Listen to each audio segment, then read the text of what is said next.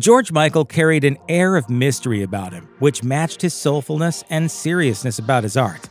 That all hinted at a man who dealt with profound sadness, misery, and heartbreak. Here's the tragic real-life story of George Michael. The early years of George Michael don't seem to have been outwardly traumatic, but they were reportedly marked with a damaging coldness and distance from his family.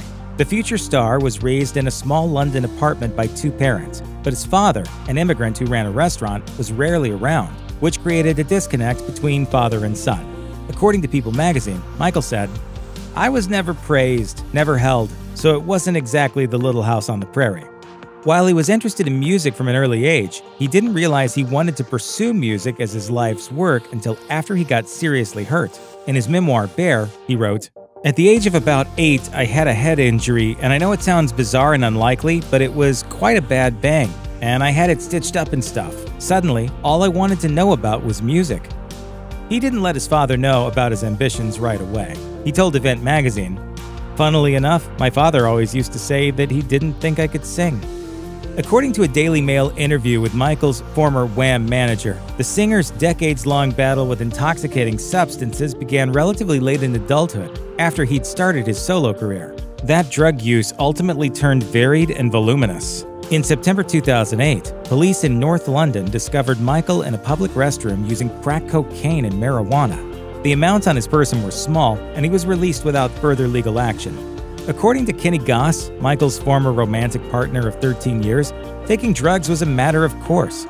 Goss told The Sun, "I would find drugs and flush everything down the toilet. He was absent-minded, so he would just think he'd lost them."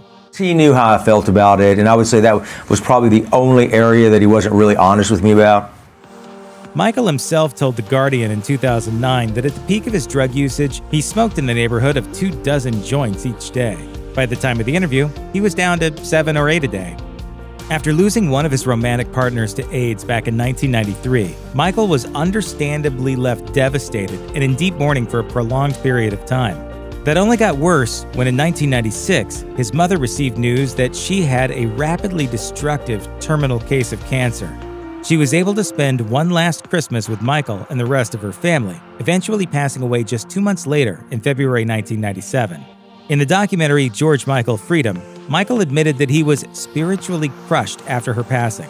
The singer subsequently fell into a deep, dark sadness. He admitted, "I'd never felt that kind of depression. It was something different to grief. It was on top of grief. I was grieving for my mother still, but it was something else. It was the darkest time." I just kind of kept banging my head against a brick wall for the best part of 3 years and becoming more and more depressed. It was like a vicious cycle. In the documentary, Michael also revealed that the mental darkness left him feeling like his life had been a waste of time, and that even 2 decades on, he'd never quite moved on from his mother's death.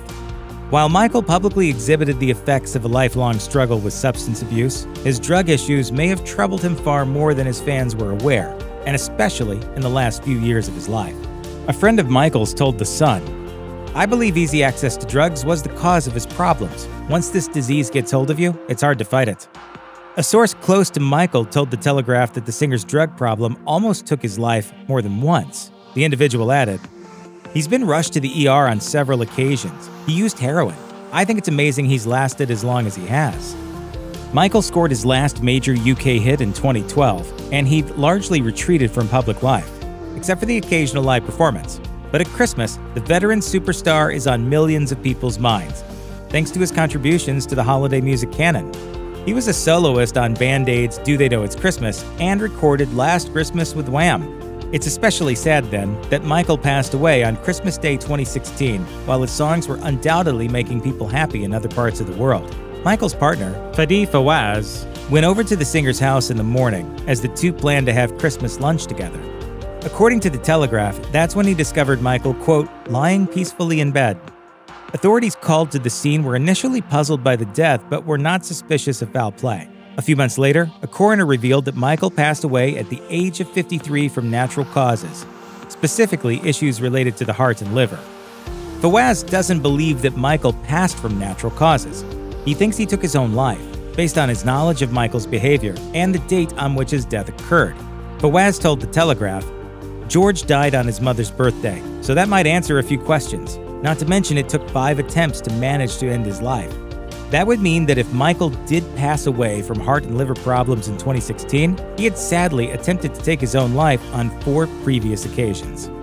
If you or anyone you know is having suicidal thoughts, please call the National Suicide Prevention Lifeline at 1-800-273-TALK, 1-800-273-8255.